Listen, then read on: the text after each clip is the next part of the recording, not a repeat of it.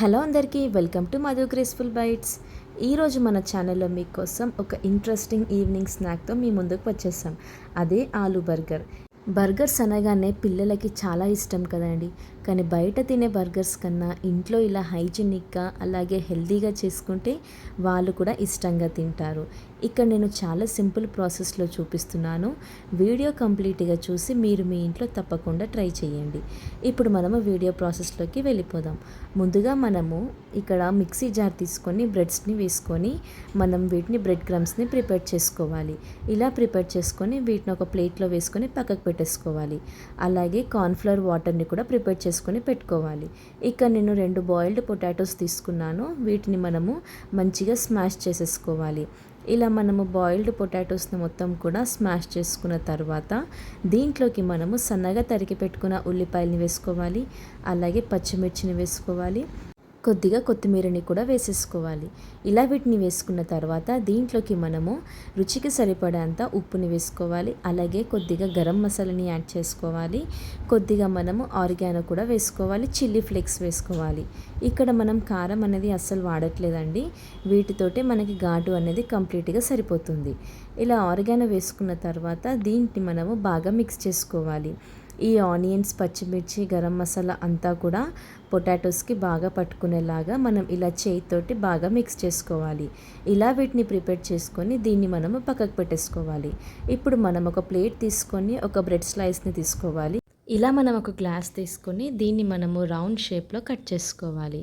ఇలా ఇక్కడ నేను 4 బ్రెడ్స్ తీసుకొని ఇలా కట్ చేసుకొని పెట్టుకున్నాను. మీకు ఎన్ని కావాలంటే అన్ని ప్రిపేర్ చేసుకోవచ్చు. ఒక బ్రెడ్ తీసుకోవాలి ముందుగా మనము. ఇప్పుడు దీనికి మనము టమాటో కెచప్ని అప్లై చేసుకోవాలి. ఇలా బ్రెడ్ అంతా కూడా అప్లై చేసుకొని దీనిపైన మనము చీజ్ స్లైస్ని వేసుకోవాలి. ఇక్కడ చీజ్ వచ్చేసి మనకి ఆన్లైన్లో అవైలబుల్ ఉంటుంది కదా, అది తీసుకొని ఇక్కడ మనం పెట్టేసుకోవాలి. అలా ఇంకో బ్రెడ్ దాని మీద పెట్టేసుకున్న తర్వాత ఈ బ్రెడ్ అంతా కూడా మనం ముందుగా ప్రిపేర్ చేసి పెట్టుకున్న ఆలు ఉంది కదా, దానితోటి కవర్ చేసుకోవాలి. ఇలా మనం ఇట్లా నేను వీడియోలో చూపిస్తున్న విధంగా ఇలా ప్రెస్ చేసుకోవాలి. ముందుగా ఇలా ప్రెస్ చేసుకున్న తర్వాత దీనిపైన మనం బ్రెడ్ని పెట్టేసుకోవాలి. బ్రెడ్ని పెట్టేసుకొని ఇలా మనం అంతా కూడా ఆలుతోటి కవర్ చేసేసుకోవాలి.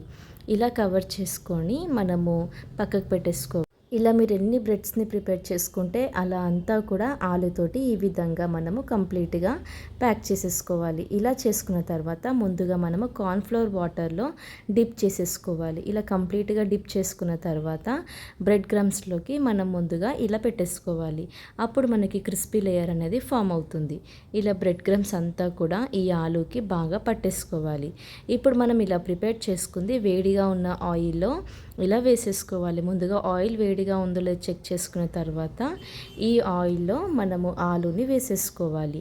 ఇది మనం మీడియం ఫ్లేమ్లో పెట్టుకొని మాత్రమే చేసుకోవాలండి. హై ఫ్లేమ్ పెట్టుకుంటే బయట మాడిపోతుంది, లోపల మాత్రం పచ్చిగానే ఉంటుంది.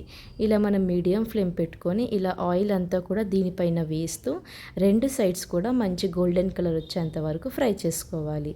ఇది మనము టమాటో కెచప్ తోటి తింటే చాలా చాలా టేస్టీగా ఉంటుంది. ఇక్కడ లోపల కూడా నేను కట్ చేసుకొని చూపిస్తున్నాను, చూస్తున్నారు కదా.